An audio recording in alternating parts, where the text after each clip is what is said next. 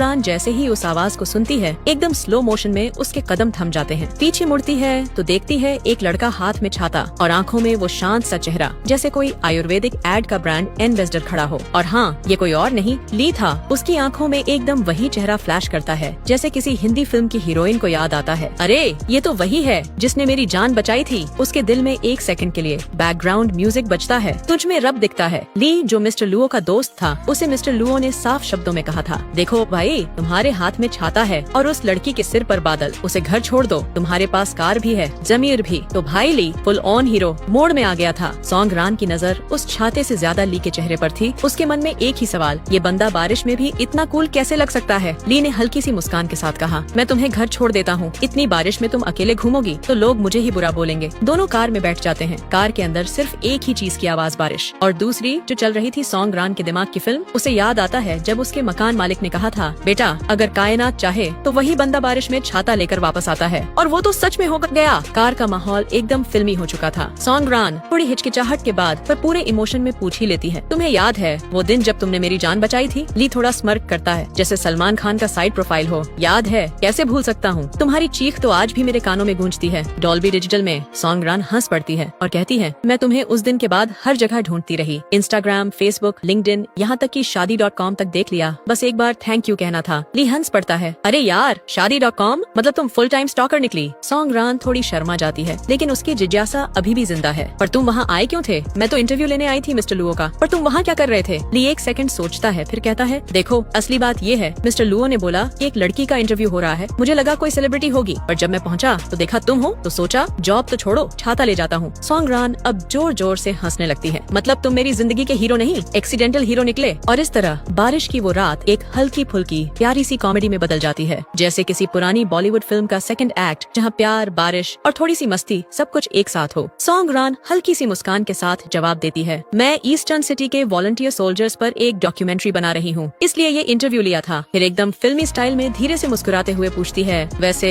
तुम मेरी डॉक्यूमेंट्री देखना चाहोगे? ली अपने क्लासिक सीरियस हीरो वाले लुक में सिर्फ सर हिलाता है, जरूर, मुझे तो अभी से देशभक्ति वाली फील आ रही है। कुछ वक्त बाद ली अपने लैपटॉप पर वही डॉक्यूमेंट्री देख रहा होता है, एकदम शाहरुख खान इन स्वदेश मोड में। हर फ्रेम, हर कहानी को वैसे देख रहा होता है जैसे कोई यूपीएससी का स्टूडेंट डॉक्यूमेंट्री का एनालिसिस कर रहा हो। आंखों में वही इंटेंसिटी जैसे किसी ने कह दिया हो, इस वीडियो के बाद तेरे जीवन का मकसद ही बदल जाएगा। उधर दूसरी तरफ सॉन्ग रान को उसके बॉस से खबर मिलती है, बधाई हो, तुम्हारी डॉक्यूमेंट्री ने तो टीआरपी के सारे मीटर फाड़ दिए, चैनल का ग्राफ तो ISS से भी ऊपर चला गया है। सॉन्ग रान बेहद खुश होती है, लेकिन ऑफिस में कहानी में ट्विस्ट आता है। लीडर शे, जो पहले तो प्रोजेक्ट में पार्टनर थी, अब जलन में कंपटीटर बन गई है। शे का रिएक्शन एकदम डेली सोप की विलन वाइब में, क्या मेरा नाम क्रेडिट्स में इतना छोटा क्यों है, ये तो करियर का के कट गया समझो। अब सीन शिफ्ट होता है कुछ दिन बाद। सॉन्ग रान ली का छाता वापस करने उसकी कार तक पहुंचती है। चुपचाप जाकर छाता कार के बोनट पर रखने ही वाली होती है कि अचानक ली की एंट्री होती है, पूरा Karan Johar style wind effect के साथ। सॉन्ग रान थोड़ी घबरा जाती है, जैसे छाता नहीं किसी के घर से प्रेशर कुकर चुरा लिया हो। नर्वस होकर मुस्कुराते हुए कहती है, मैं तो बस तुम्हारा छाता यहाँ रखकर चली जाने वाली थी, कुछ नहीं, बस छाता रिटर्न पॉलिसी। ली उसकी हालत देखकर हंस पड़ता है और एक बोतल पानी निकालता है, जैसे डॉक्टर ने पहले ही डायग्नोस कर लिया हो, बहन को डिहाइड्रेशन हो गया है, रिलैक्स, बारिश तो रुक गई है, पानी पियोगी या नारियल पानी मंगवाऊं? सॉन्ग रान बोतल ले लेती है और दोनों के बीच का वो अजीब सा सन्नाटा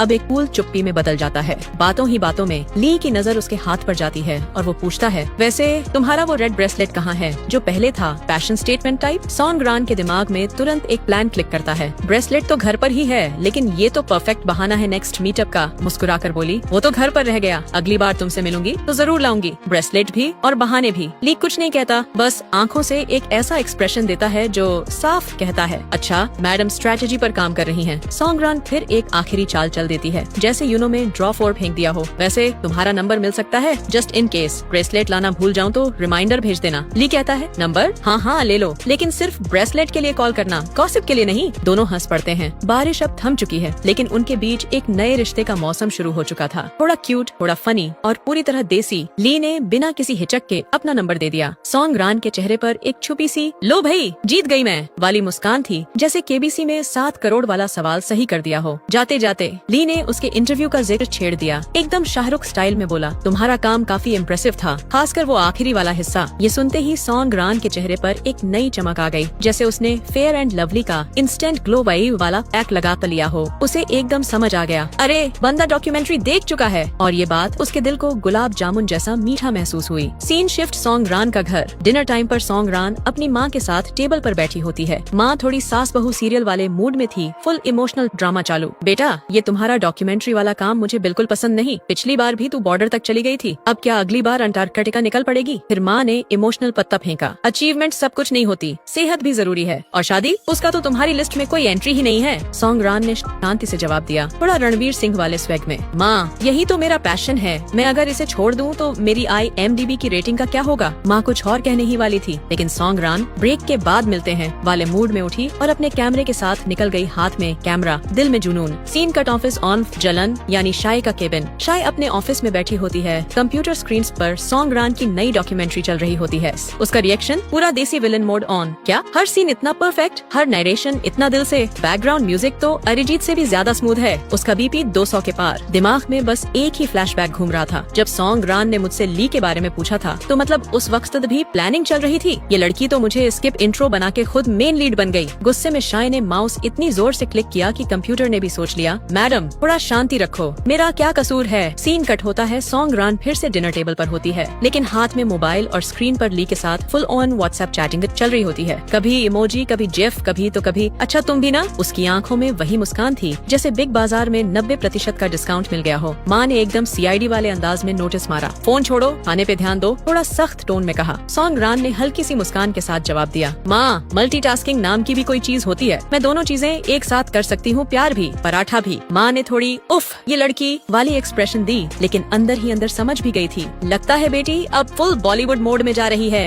माँ का मूड थोड़ा सीरियस हो गया। बेटा, अब अपने भविष्य के बारे में सोचो। ये घर तुम्हारे पापा का है। कल को जब तुम्हारी छोटी बहन ग्रेजुएट हो जाएगी तो हो सकता है ये घर चला जाए। सॉन्ग रान ने शांति से कहा, तो क्या माँ, अगर घर चला भी गया तो मैं किराए पर रह लूंगी। मैं किसी पर निर्भर नहीं रहना चाहती। जिंदगी का किराया भी मैं ही भर रही हूँ। माँ का चेहरा ऐसा हो गया जैसे उन्होंने गैस का बिल डबल देख लिया हो। पर बेटा, अपना घर, अपनी चाय, अपनी बालकनी। सॉन्ग रान हंसी, माँ चाय तो मग में होती है, बालकनी में नहीं। और अपना घर भी आएगा, पहले अपना सपना तो आने दो। माँ चुप हो गयी। शायद उन्हें समझ आ गया था, उनकी बेटी अब सिर्फ भविष्य के बारे में सोचती नहीं, उसे खुद बना रही है। वो चाहती थी कि उनकी बेटी सेफ रहे, अपने सपनों को पूरा करे, मगर साथ में कोई LIC पॉलिसी भी ले ले। लेकिन सॉन्ग रान के लिए तो आजादी और अपनी कहानी खुद लिखना सबसे जरूरी था। माँ चुप हो गयी। शायद उन्होंने सोच लिया था, अब ये लड़की मेरी बातें कॉल पर भी स्किप कर देती है तो जिंदगी की सलाह का क्या करेगी। इस खामोशी में एक थकान थी, वो वाली जो सब्जी मंडी से लौटी माँ को होती है जब कोई फ्रिज का दरवाजा खुला छोड़ देता है। अगले दिन ऑफिस में बड़ा ऐलान होने वाला था, महीने की बेस्ट रिपोर्टर। सॉन्ग रान के दिल में उम्मीदों के छोटे छोटे लड्डू फूट रहे थे। उसे लग रहा था इस बार तो पक्का मेरा ही नाम आएगा। इतना ओवर टाइम, बिना चाय के काम, राजू कैंटीन वाला भी अब मुझे मैडम कहता है। लेकिन जब रिजल्ट आया, नाम आया शाय का, ट्रॉफी गई और साथ में रैन का कॉन्फिडेंस भी। उसने ऊपर से मुस्कान ओढ़ कर ताली बजाई, वो वाली मुस्कान जो रिश्तेदार के जोक पर आती है, जिसमें न जोक अच्छा होता है न मूड। अंदर से एक सपना ऐसे टूटा जैसे नया फोन लो और पहले दिन ही स्क्रीन गिर जाए। उसकी दोस्त ने धीरे से कान में कहा, चाहे अवार्ड किसी को भी मिले, मेरे लिए तो तू ही बेस्ट रिपोर्टर है। मोरल सपोर्ट 0 बजट पर। सॉन्ग रान ने हल्की मुस्कान के साथ सिर हिलाया, पर उसकी आंखों की पिछली परत में थोड़ा सा दर्द साफ दिख रहा था, वो वाला जो न इंस्टा स्टोरी में दिखता है न लिंक्डइन के मोटिवेशनल पोस्ट में। कुछ दिन बाद शे ने अपनी जीत की पार्टी रखी। ऑफिस का गॉसिप ग्रुप पूरा एक्टिव हो गया। शे का घर कैसा है, स्नैक्स क्या मिलेंगे और बॉयफ्रेंड भी आ रहा है क्या। शाम को सॉन्ग रान भी पार्टी में पहुंची। अंदर से इमोशनल, बाहर से प्रोफेशनल, सब कुछ बढ़िया चल रहा था। ढोकला खाया जा रहा था, ऑकवर्ड स्मॉल टॉक चल रही थी। तभी शे ने कैजुअली बोल दिया, गाइस मिलिए मेरे बॉयफ्रेंड से। सॉन्ग रान ने उत्सुकता से इधर उधर देखा और तभी दरवाजा खुला। अंदर आया ली। Scene freeze. बैकग्राउंड में अरिजीत सिंह नहीं, पंकज उदास की आवाज गूंज उठी, चिट्ठी आई है। सॉन्ग रान का चेहरा ऐसे जम गया जैसे AC 16 पर सेट हो और रिमोट गुम हो जाए। उसके सपने, उसकी खामोशी, सब कुछ फैक्ट्री रीसेट हो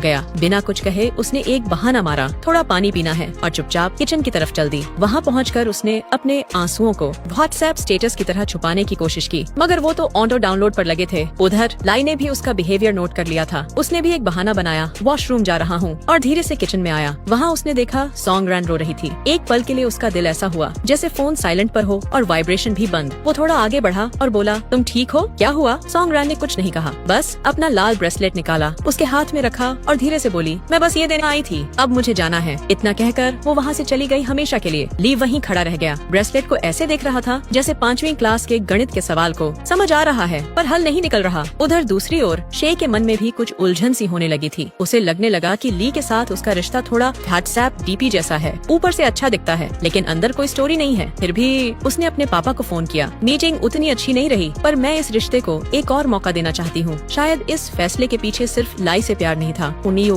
थोड़ा सा जलन भी था सॉन्गरैन के लिए। कुछ दिनों बाद सॉन्गरैन एक नई डॉक्यूमेंट्री के लिए फिर से ईस्टर्न सिटी पहुँच गयी। इस बार उसका प्लान साफ था, न एक्स न ड्रामा, बस कैमरा और काम। चेक इन काउंटर पर कुछ लोग उसे देखकर हंस पड़े। अरे ये लड़की सोल्जर जोन में कहीं कैफे की जगह यहाँ तो नहीं आ गई? पर सॉन्गरैन ने कुछ नहीं कहा। अब वो इन बातों पर रिएक्शन नहीं देती, बस चुपचाप रियल लाइफ ब्लॉक मार देती है। तभी लीडर जियांग आया और बोला, आपका ही इंतजार था मैडम जर्नलिस्ट, हमारी पूरी बटालियन आपके इंटरव्यू में मदद के लिए तैयार है। सॉन्गरैन ने हल्की सी मुस्कान दी, वो वाली जो कहती है इस बार कहानी बड़ी है और बंदा भी मजबूत, लेकिन कहानी में ट्विस्ट तो जरूरी होता है ना। वहीं पर एक मर्सनरी ग्रुप भी था जिसका लीडर थोड़ा घमंडी हेड एंड शोल्डर वाला हीरो टाइप था। उसने सॉन्गरैन को देखा और बोला, मीडिया वाले सिर्फ फुटेज लेने आते हैं, असली काम तो हम जैसे लोग करते हैं जो फील्ड में होते हैं। सॉन्गरैन ने एक ऐसी मुस्कान दी जैसे किसी ने पूछा हो, क्या आपके टूथपेस्ट में नमक है? फिर बोली, आप फुटेज के लिए लड़ते हैं, हम सच्चाई दिखाने के लिए। फर्क समझ आया या ग्राफिक्स में समझाऊं? पूरा माहौल ठप। तभी एक कॉलेज का लड़का जो वॉलंटियर बनकर आया था और अब तक शांत था, लीडर की बात सुनकर बोल पड़ा, आप लोग सिर्फ पैसों के लिए लड़ते हैं, हम लोग मकसद के लिए। जज्बा हो तो लड़ाई अलग ही होती है। लीडर ने सिर्फ एक टेढ़ी सी मुस्कान दी, जैसे कह रहा हो, बेटा तू पहला नहीं है जो मुझ पे इम्प्रेशन मारने आया है। थोड़ी देर बाद सब लोग एक ट्रक में बैठकर मिशन साइट की ओर निकल पड़े, जैसे कोई रोड ट्रिप हो, सिर्फ बिना स्नैक्स और फुल खतरे के। रास्ते भर वो मर्सनरी लीडर उस कॉलेज वाले लड़के को छेड़ता रहा, क्या भैया ये यूनिफॉर्म दिवाली के गिफ्ट में मिली थी क्या? तू वॉलंटियर है या रील बनाने आया है? लेकिन लड़का हर बार शांत मगर चतुर जवाब देता रहा, मैं वॉलंटियर हूँ, पर आप जैसे लोगों के कैरेक्टर डेवलपमेंट के लिए काफी हूँ। सॉन्गरैन चुपचाप सब कुछ नोट कर रही थी। उसके दिमाग में ये सब धीरे धीरे एक तगड़ी डॉक्यूमेंट्री का हिस्सा बनता जा रहा था। और जब आखिरकार सब लोग वॉरजोन पहुँचे, गोलियों की आवाज, बम धमाके, तनाव से भरा माहौल और बीच में वो लीडर अब भी अपनी बदतमीजी और अकड़ नहीं छोड़ रहा था, क्योंकि कुछ लोग बम से नहीं अपने ईगो ब्लास्ट से डरते हैं। जैसे लोग तो बस सेल्फी लेने आते हैं, ये जगह तुम्हारे जैसे इंस्टा योद्धाओं के लिए नहीं है। मर्सनरी लीडर ने फिर से अपने घिसे पिटे डायलॉग मारे, जैसे हर लाइन पर उसे एक एक फॉलोअर मिल रहा हो। कॉलेज वाले लड़के ने अब मोबाइल जेब में डाला और पूरे देसी ठाठ में बोला, भाई अपने काम से काम रखो, ये मेरा गाँव है, यहाँ की धूल में हम पले बड़े हैं, तुम लोग तो गूगल मैप से आए हो, हम तो मिट्टी के साथ रिश्ते में हैं। और जैसे ही उसने ये बोला, किस्मत ने भी तालियां बजाई। चारों तरफ जबरदस्त फायरिंग शुरू, हर कोई अपनी पोजीशन लेने लगा। माहौल ऐसा था जैसे न्यूज चैनल वाले लाइव रिपोर्टिंग छोड़कर खुद ही लड़ाई में कूद पड़े हों। तभी वो मर्सनरी लीडर जो अभी तक घमंड के रॉकेट पर घूम रहा था, अचानक सुपर हीरो बन गया और उस कॉलेज लड़के के सामने आकर उसे गोली लगने से बचा लिया। लड़का हक्का बक्का क्यों? लीडर ने एकदम फिल्मी स्टाइल में जवाब दिया, अगर सब अपने काम से काम रखेंगे तो किसी की जान कौन बचाएगा? हम पैसे के लिए नहीं, लोगों की जिंदगी के लिए लड़ते हैं और थोड़ा ईगो भी बैग में साथ लाते हैं। इतना कहकर वो धीरे धीरे अपनी यूनिट की तरफ चला गया, जैसे बैकग्राउंड में संध्या भजन बज रहा हो। लड़का वहीं खड़ा था, थोड़ा कंफ्यूज, थोड़ा इम्प्रेस्ड, जैसे मम्मी ने चुपके से उसकी रिपोर्ट कार्ड देखकर भी कुछ नहीं कहा हो। कुछ देर बाद सॉन्गरैन उसी लीडर के पास आईना मजाक उड़ाने का लहजा, ना अकड़, बस एक सधी हुई समझदारी। देखिए मैं जानती हूँ आप क्या कर रहे हैं, आपकी बहादुरी में कोई शक नहीं, लेकिन बहादुरी सिर्फ गोलियों से नहीं, समझदारी और हमदर्दी से भी होती है। और वो लड़का वो यहाँ का है, वो इस मिट्टी को महज जमीन नहीं अपनी माँ की तरह जी